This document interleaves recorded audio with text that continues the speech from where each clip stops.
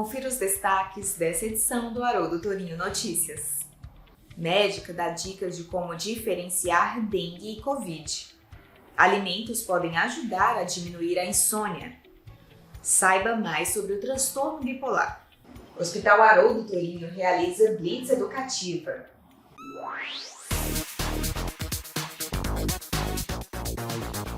O Hospital Haroldo Torinho realizou uma blitz educativa sobre humanização na tarde desta terça-feira, dia 26 de março. Estamos aqui para a gente estar participando e fazendo de uma blitz de humanização. Para lembrar que humanizar é essencial no serviço de saúde. Fizemos um momento de interação com os nossos colaboradores para que eles entendam e estejam atentos a um acolhimento, a uma escuta realmente qualificada, a um sincero interesse com os pacientes que aqui estão. É um trabalho, que a gente tem começado desde o início, eu e Renata, a estar orientando, todos os colaboradores que fazem parte do pronto-socorro, pronto atendimento hemodinâmica do Hospital Haroldo Torinho, e a gente vai estar sempre falando todos os dias. Vai ser um diálogo que é importante nós estarmos dando assistência aos nossos pacientes como se fosse um membro familiar. Humanizar e compreender que cada ser possui uma história de vida fantástica. Dengue ou Covid?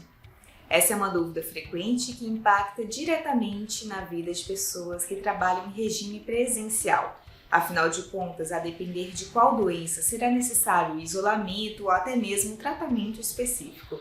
Nesse sentido, a médica do trabalho do Hospital Haroldo Torinho esclarece essas diferenças. Atualmente, nós estamos vivendo no ano de 2024 uma epidemia de dengue, não só na cidade de Montes Claros, mas como em todo o país. Já foram registrados quase 2 milhões de casos. O objetivo nosso aqui é esclarecer um pouco sobre quais os sintomas e quais são os sinais de alarme no caso da dengue e também diferenciar um pouco dos sintomas da Covid, que também estão surgindo novos casos nos últimos meses.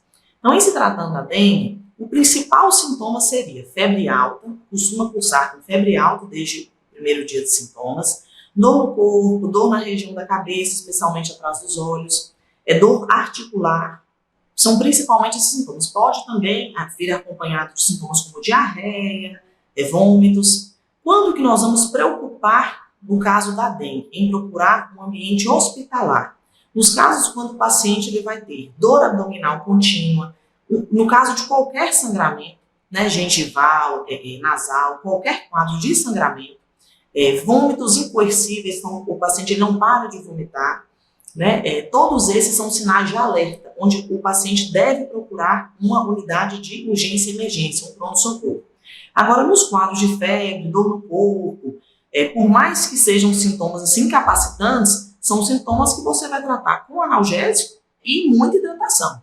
Não é necessário nenhum medicamento específico, além de muita hidratação e de analgésicos. Importante salientar, pessoal, que no caso de dengue, nós não podemos, em hipótese alguma, usar anti-inflamatórios. São totalmente contraindicados. E em caso de qualquer suspeita, procurar o PSF do bairro, pois lá eles fazem um atendimento, dão todas as orientações e agendam também a coleta do teste para confirmar se é isso mesmo. E quanto à Covid, os sintomas muitas vezes são parecidos. Entretanto, na Covid costuma ter associado algum sintoma gripal. Então, o paciente ele pode ter uma febre, mas costuma ser uma febre mais baixa, um mal-estar, ele vai ter, ou tosse ou coriza, ou as duas coisas, pode ter cansaço. Então, às vezes é um pouco até difícil diferenciar. Procure o PSF, que no PSF eles agendam o teste. O isolamento mudou um pouquinho, antigamente era até 7 dias, hoje, no 5º dia de sintomas. Comecei os sintomas numa segunda-feira. Sexta-feira, eu já não tenho febre há 24 horas, eu já posso retomar as minhas atividades no 6º dia em diante, no caso de ausência de febre nas últimas 24 horas. Mas, no mais, é procurar o PSF, que lá eles têm um teste disponível, tanto de dengue quanto de Covid, e todas as orientações necessárias. E procurar o hospital, no caso de ter dor no peito, falta de ar, algum sinal de alarme da Covid. Segundo a Associação Brasileira do Sono, 73 milhões de pessoas no Brasil sofrem com insônia. mas especialistas garantem que hábitos como o consumo de determinados alimentos podem ajudar a minimizar essa dificuldade de dormir. Por isso, se você tem ou conhece alguém que tenha esse problema, preste atenção nas dicas da nutricionista do Haroldo Torinho. Então, se falando sobre uma vida saudável, a gente sabe que tem os pilares de uma boa noite de sono, atividade física e uma alimentação saudável. Então, muito se é falado sobre ter uma dieta, mas pouco é falado sobre ter uma rotina do sono, uma rotina alimentar. Então, para que a gente tenha os 3 pilares, é super importante falarmos mais sobre rotina. Para as pessoas que possuem insônia, ansiedade, são amantes do café, o interessante é que a gente comece a tomar esse café mais cedinho e evitar ele no início da tarde, pois o café ele tem um efeito, ele deixa o seu corpo mais agitado, então automaticamente ele faz o efeito todo ao contrário que a gente precisa para ter uma boa noite de sono.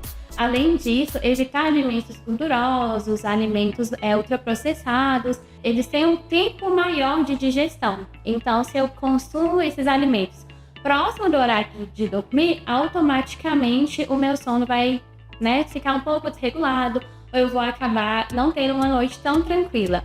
E aí, para ajudar, o interessante é que a gente faça o jantar mais cedo, sempre optar pelo jantar até às 8 horas da noite, e sempre que for dormir um pouquinho mais tarde, optar por alimentos mais leves, frutas, um chá de camomila, que vai te ajudar a ter uma noite mais tranquila de sono. Dia 30 de março é considerado o Dia Mundial do Transtorno Bipolar, data que tem como objetivo eliminar o estigma e levar informação à população. Saiba mais sobre esse assunto e como lidar com pessoas portadoras desse transtorno a seguir. O transtorno bipolar, ele acontece por uma alteração de humor, onde o paciente ele passa por episódios de mania, essa energia excessiva que o paciente tem, e os episódios de depressão. Ele vai variando por esses 2 episódios. Como na mania, ele tem, que são chamados também sobre euforia, ele tem uma energia muito além do que uma pessoa poderia ter para ter uma vida saudável. Então, na mania, o paciente ele não consegue dormir, ele não tem noite de sono. Na depressão, o paciente ele perde a vontade de viver, ele entra em pensamentos negativos. Assim como na mania, ele tem pensamentos acelerados e muitas vezes esses pensamentos acelerados são pensamentos negativos, que logo podem ir para a depressão. Os pensamentos negativos frequentes, pensamentos acelerados, o paciente tem uma fala acelerada. Isso leva o paciente a entrar no episódio de mania. Ou não tem uma regra, para essa sequência. Mas o paciente, quando ele entra na depressão, ele tem pensamentos negativos, ele perde a vontade de viver. Muitas vezes o sentimento de menos-valia vem junto. Quando entram os pensamentos negativos, a pessoa pode passar por episódios de surtos psicóticos, ela pode ter algumas alucinações, discurso de grandeza, ela acredita que ela tem uma missão para salvar as pessoas. O principal disso é essa perda da crítica.